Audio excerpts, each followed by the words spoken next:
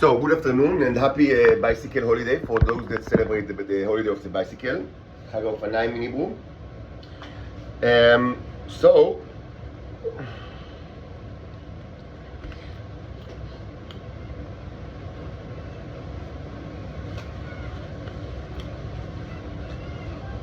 a few people ask why I do not, quickly, execute the drawing, like a symbolic art. So as I said yesterday, and I've said it many times, I'm doing things slowly, like in our case, preparing the priming the canvas, cutting it, cutting it from the roll and putting it on the frames and using white gesso, black gesso, and then more primer. All of these things, and working with all colors and acrylic. It makes the procedure much slower, but it's good that it's slow because you do not delete hydrogen. You do not separate hydrogen from oxygen like in the water molecules of a vast amount of people in the entire planet. Without you don't do it hastily, like hocus pocus. It should be done after thought. Not only because maybe these people will change, because they will never change. It's already been established many times. But because you need to do it the right way. So I need to think about what are actually my goals and what's preventing me from accomplishing the goals.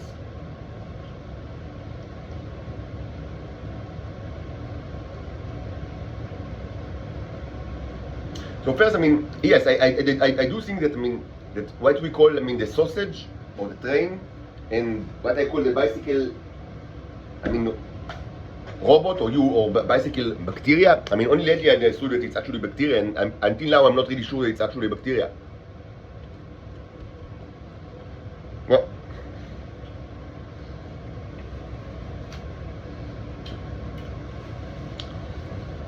moreover, I'm not even sure that, what's the meaning of this question? Maybe the question is kind of meaningless, whether it's like a robot or a bacteria. The lines are blurred anywhere between these two entities. But this is the thing, and we need to eliminate it. And of course the Israelis are infecting it, with their enemies by, intentionally so. That is certain. And we also want to eliminate the neurons from the bodies of, pretty much everyone on earth, besides me, and my daughters, beside the yellow background people that are not many, because either they are Homo sapiens that shouldn't have it in their body, or they are Venusians that use it, in a detrimental way, and they cannot use it in a non-detrimental way because they have acquired it by stealing the stuff from me, as I've explained many times. So it must have been done in a detrimental way. And it should be said that by itself it will not. It's not like a death sentence for them to live without it. The same that in itself it's not a death sentence for humans to live without it, unless they are addicted to it for all sort of reasons. And the addiction could have several forms, psychological or physiological, and it might vary between person to person. But it's not something that if you take from the body of Venusian, they are dead or something like that. Not at all. And as I've explained in the past,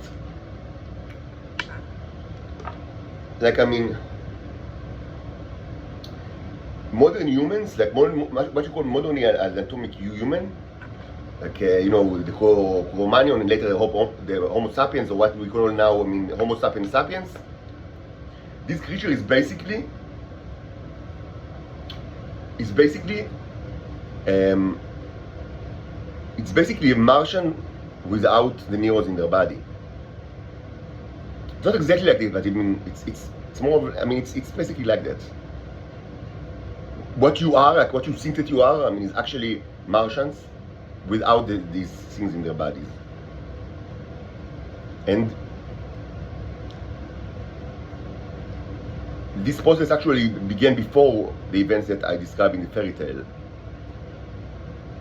You cannot, history is complicated. You cannot, hope to, to achieve like perfect depiction of reality with whatever kind of like narrative that you tell, because narratives are always like bounded in time and they have a purpose. So and many times you need to make sacrifices for dramatic purposes that are also important, because without I don't know, if the stories in the book of Genesis would not have like dramatic merit or poetic merit, so the book of Genesis would not have been popular, and so and it was quite popular, and it's important for the book of Genesis to be popular, because many people should receive the message, and it's true that some of the stories in Genesis have like predecessors, like stories, based on like earlier stories from other cultures, but the way that it was done, like edited, editing is extremely important. It is.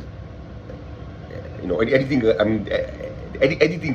It's kind of like the supreme like process of generating. At least from the point of view of modern, from the 19th century, biblical criticism, they place like editing above, kind of is the kind of decreation of the text, and it's not true.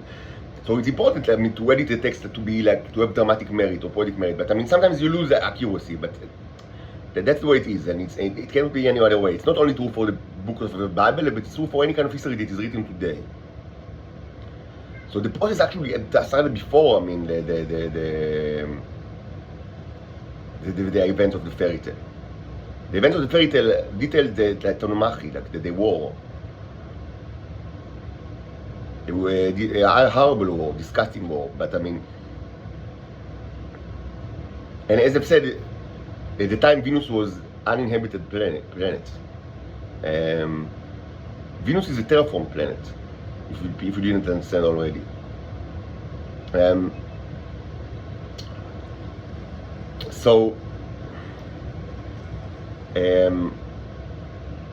I mean to say that even what we call Homo sapiens and sapienses are actually, Martians that are similar to Venusians, and Venusians. So that's what I call Titans. So it's another reason. Maybe now more of you understand why I choose the word Titans and not Venusian, because they are not really Venusians.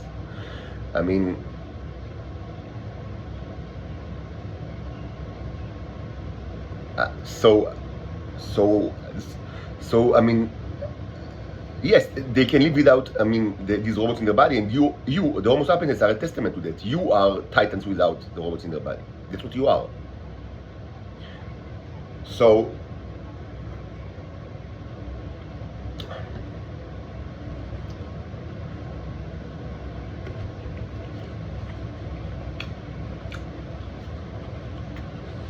the problem is, in order to be said that humans, both Homo sapiens and Titans in Earth, use the neurons, of course, to infect me with diseases, and also to steal energy from me. That is very common. They do it all the time, and at the same time they keep me poor and humiliated and crush me under the boot, because they are the scum of the earth, the worst people that ever existed, and they are the same people that right now are approaching Tfilat Ne'ilah, I say, or maybe it's like an hour from now. The last Ne'ilah is a special kind of a tefillah, like a prayer. In Judaism, there's standard prayers like Shachrit or Shachris in the Ashkenazic, they said, the of the morning. Shachar means aurora, the dawn. And Mincha, which is generally noon or afternoon, and Mincha means like a gift. And Arvit, which is kind of it belongs to the Erev, to the evening. But there is also Musaf, which is literally extra, which is done on Saturdays and holidays. And Yom Kippur is very special when you have 5 actually. You have Shachrit, Mincha, Arvit. Arvit belongs to the previous day, because the day starts during the evening, with nightfall, in Judaism. So it's actually Arvit was the first one, the evening is the first one, then Shachrit, then Musaf, then Mincha. The next Arvit belongs to the next day.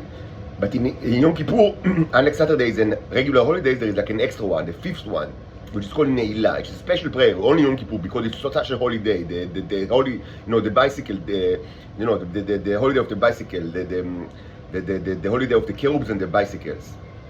So there is the Ne'ilah.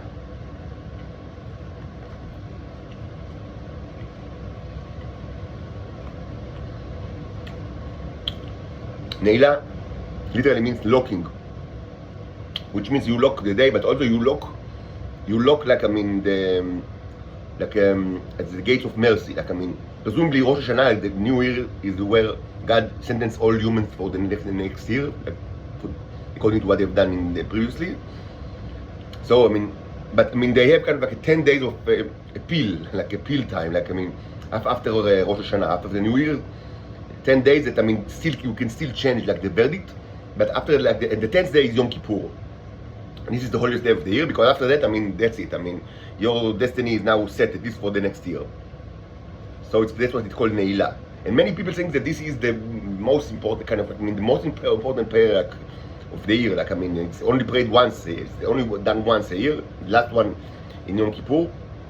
So, right now, it's going to be, it's very soon, like maybe an hour from now, I think. They will pray like the Neila, it's a prayer that they receive a very high attendance, but also they are bit of the previous day.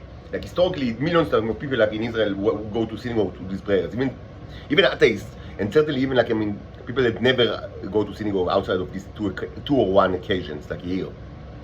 And many of these people will actually, they are right now preparing for the holiest prayer of the year, of course, fasting and dressing, in the whitest clothes, and walking most piously in the streets of Israel. These are the exact. It should be.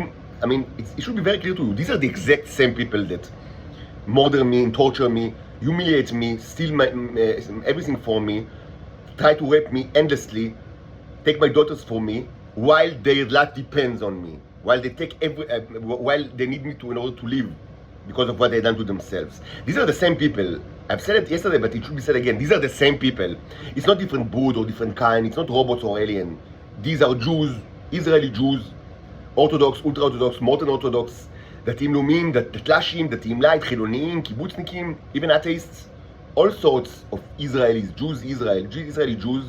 These are the same people that populate the intelligence and security systems in Israel. These are the same people that try to rape me, try to murder me, take everything from me while they drink my blood and eat my flesh, literally.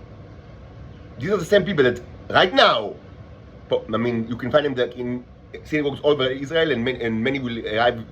The most pious, of course, they spend all day in the synagogue, of course, before the five prayers. But the most popular one is probably the Neila, the last one, or the first one, like in the evening before.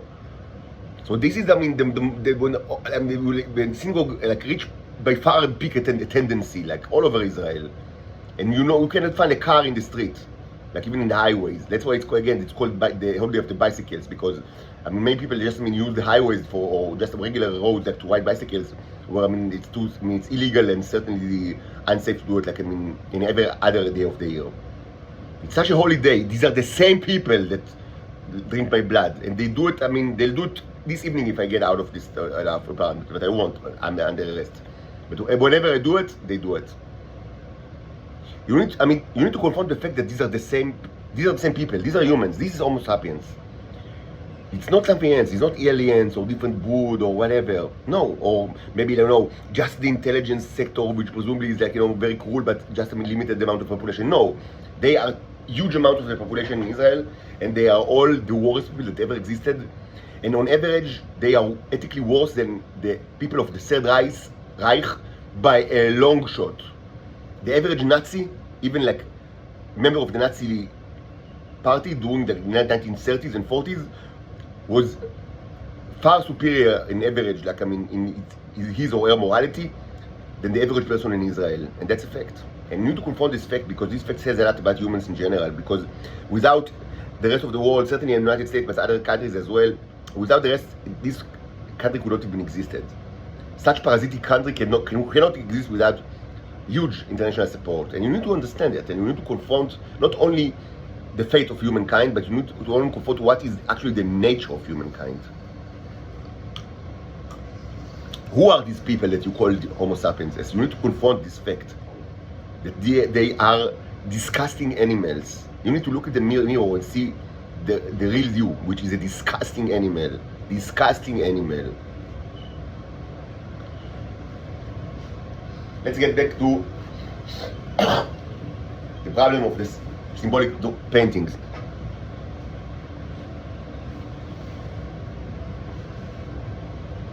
We have two separate issues. The issue is what to do with the Neros. I don't want no one to have Neros in Earth, like, I mean, the red background creatures on Earth, to have it. They don't need it.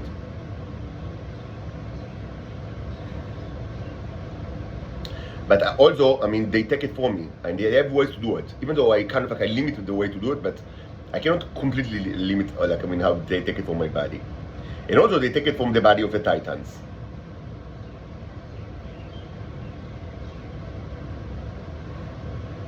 Now, and there is another issue with the issue of the microbe, like the bicycle microbe, that I don't see any like, I mean, reason why it should exist.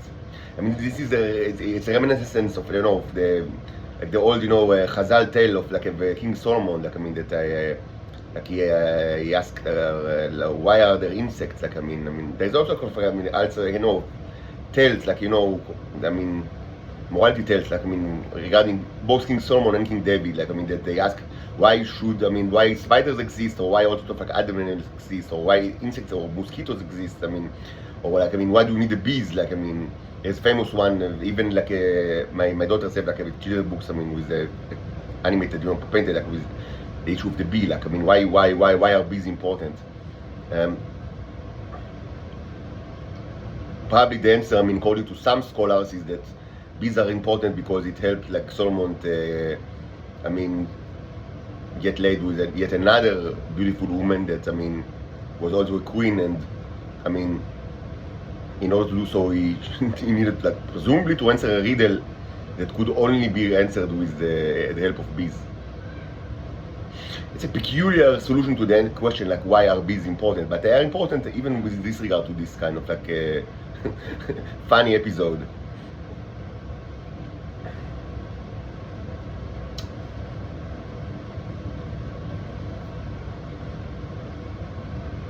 So,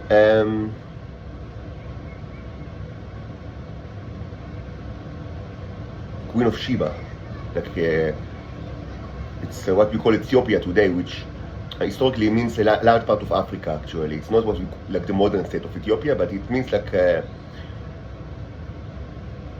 mean, for many people, like, I mean, like, in these areas, I mean, Israel, like Palestine or Israel, historically Israel, I mean, when they say not only them but also European, when they said Ethiopia, they actually mean Africa, because they didn't really understand. I mean, Africa is huge, and they didn't know Africa very well until, I mean, later in history.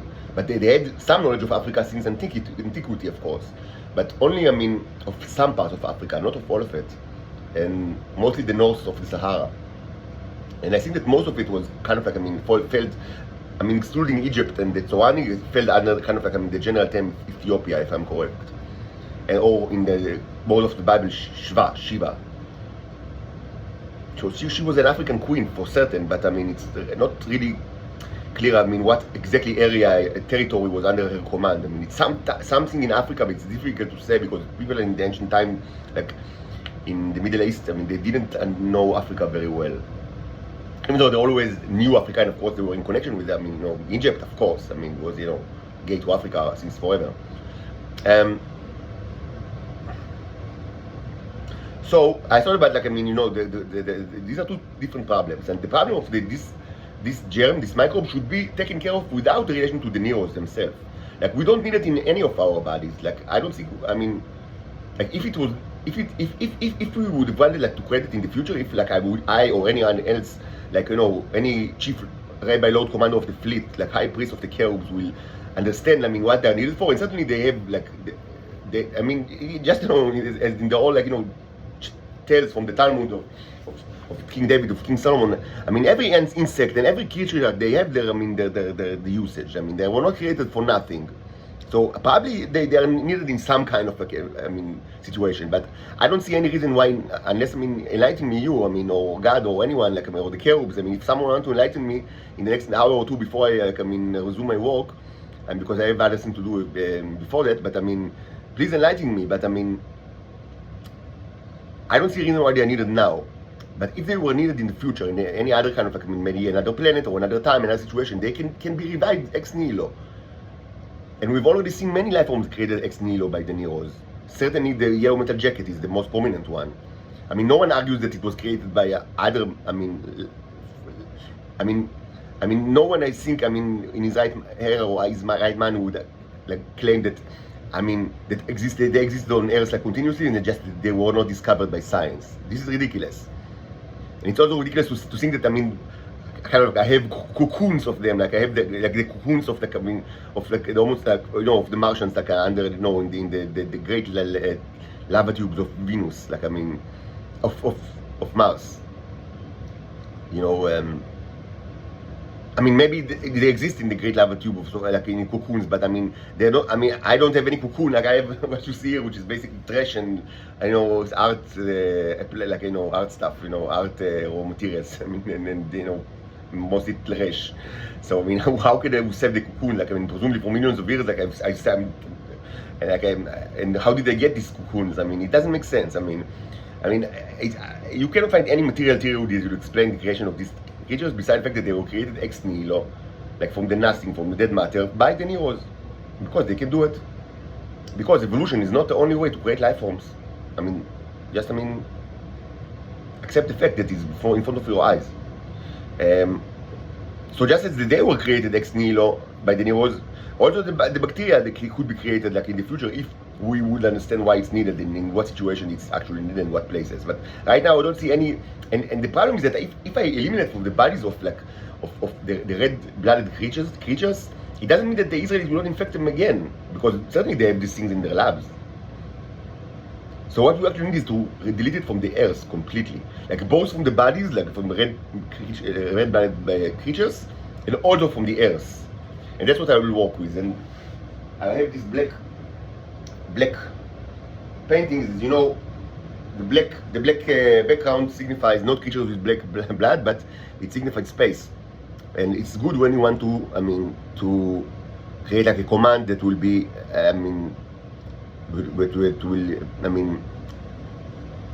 will be applied on, like, the object, like, the target of the command will not be like specific creatures, but a planet or moon or any celestial body. So that's what we will do, and I'll work on it. So we will eliminate this bacteria. Now, regarding the Neros, I need to think about some more. It's not like terribly urgent. That both of these things will be done, together. And this is still in effect, kind of like, something that, tells, like, the Neros, like, to kind of like kill these kind of like creatures.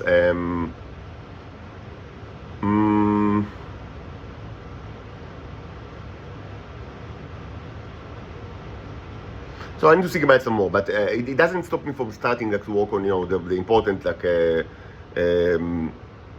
symbolic paintings that deal with the bicycle bacteria. So that's the plan. So enjoy your your holy ceremonies, and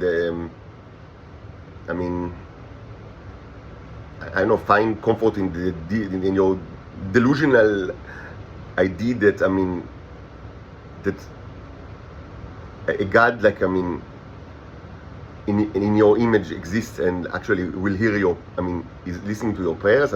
What kind of a God actually, say that there is a God, and that the God actually listens to your prayers, like, the Jews, like, in this scenario right now, while they murder me and torture my daughters.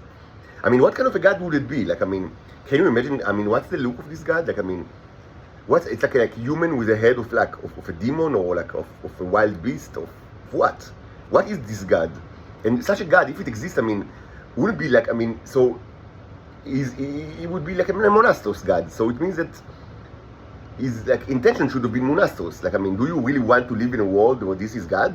Do you really want to live in a world where, like, a God like the Israelis and the Jews in Israel imagine exists right now and listen to their prayers while they murder innocent people and rape innocent people and torture children from the time that they were babies? Why do you want to live in such a world where there is a God that listens to the prayers of the Israelis and the Jews in Israel right now? Why? You wouldn't want to live in such a world.